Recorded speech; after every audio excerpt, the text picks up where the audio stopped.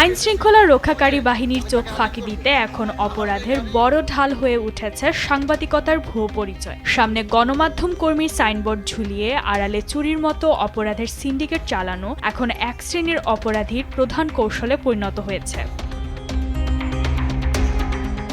ঠিক এমনই এক ঘটনা ঘটেছে মাদারীপুরের শিবচরে। স্থানীয়দের কাছে নিজেকে সাংবাদিক পরিচয় দিলেও ৪৫ বছর বয়সী মোহাম্মদ ফারুক মিয়ার মূল পেশা ছিল গাড়ি চুরি। দীর্ঘদিন ধরে জেলার শিবচরের মাদ্রেরচর ইউনিয়নের বেইলি ব্রিজ বাজার এলাকায় একটি ভাড়া বাসায় বসবাস করে আসছিলেন তিনি।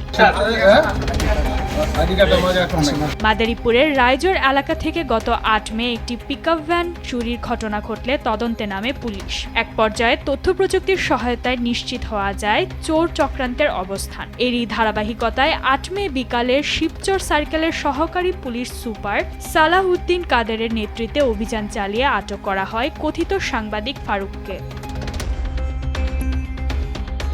আটকের পর নিজেকে গণমাধ্যম কর্মী দাবি করলেও পেশাগত কোনো বৈধ পরিচয়পত্র দেখাতে পারেননি তিনি। উল্টো তার বাসা থেকে উদ্ধার করা হয় রায়জোর থেকে চুরি হওয়া সেই পিকআপটি সহ আরো দুটি সন্দেহভাজন চোরাই গাড়ি, যার কোনো বৈধ কাগজপত্র দেখাতে পারেননি এই কথিত সাংবাদিক। এই গাড়ি আমরা তন্ন করে বিশ্রাইছি। এই গাড়ি আমাদের হলো কিস্তি, এখনো পুরো মালিকানা হয়নি। কিস্তির লোক পুলিশের সহযোগিতায় আমরা এই গাড়ি এ ঘটনার সহকারী পুলিশ সুপার সালাউদ্দিন কাদের বলেন, আটককৃত ফারুক মিয়ার বাড়ি খুলনার তেরখাদা এলাকায়। মাদারীপুরে আস্তানা গেড়ে সাংবাদিকতার ভুয়া পরিচয়ে তিনি শুধু গাড়ি চুরি নয়, বরং গরু চুরি সহ নানা অপরাধের সাথে জড়িত ছিলেন বলে প্রাথমিক তদন্তে ধারণা করা হচ্ছে। আমরা মামলার এজাহার নেই, নিয়ে মামলা রুজু করি, চুরির একটা গাড়ি চুরি মামলা। পরবর্তীতে ওই গাড়ি চুরি সিসি ক্যামেরা আমরা রাজত থেকে গাড়ি শনাক্ত করি। গাড়ির পাশে অন্য আরেকটা গাড়ি দিয়ে ওই গাড়িটা চুরি করে নিয়ে যাচ্ছে, এটা আমরা প্রাথমিকভাবে শনাক্ত করি।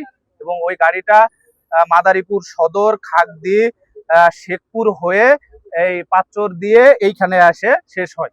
সে গাড়ি চুরি এবং ডাকাতির সাথে সংশ্লিষ্ট। সে এই গাড়িটা মডিফাই করে চেহারা চেঞ্জ করে অন্যরকম করার চেষ্টা করতেছিল, সেই অবস্থায় ধরছি। এর সাথে আরো 2টা গাড়ি উদ্ধার করছি, যেটার উনি কোনো মালিকানা দেখাইতে পারেন নাই, যেটা আমরা ধারণা করতেছি। বাকি 2টা গাড়িও চুরির গাড়ি। আমরা ওটার চেসিস নাম্বার, গাড়ির নাম্বার প্লেট যাচাই করে, মালিকানা যাচাই করে তাদের সাথে যোগাযোগ করে আমরা এটা গাড়ি তখন বোঝা যাবে যে গাড়িটা চুরাই কিনা। তবে প্রাথমিকভাবে ধারণা করতেছি 3টা গাড়ি চুরির গাড়ি, কারণ হচ্ছে যে মালিকানা সার্চ দিয়ে তার মালিকানা পাওয়া যাচ্ছে না। কিন্তু উনি আসলে সাংবাদিকতার পরিচয় ব্যবহার করে বিভিন্ন গাড়ি, মূলত গাড়ি চুরি করেন। এখানে কমপক্ষে আরো 5-7টা গাড়ি চুরির আলামত আমরা পাইছি, যেগুলো বিভিন্ন গাড়ির বিভিন্ন যন্ত্রাংশ।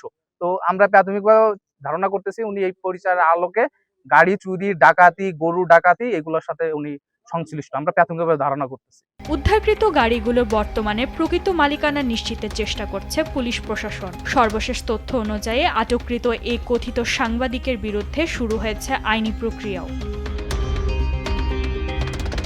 নিউজ ডেস্ক, দেশ টিভি।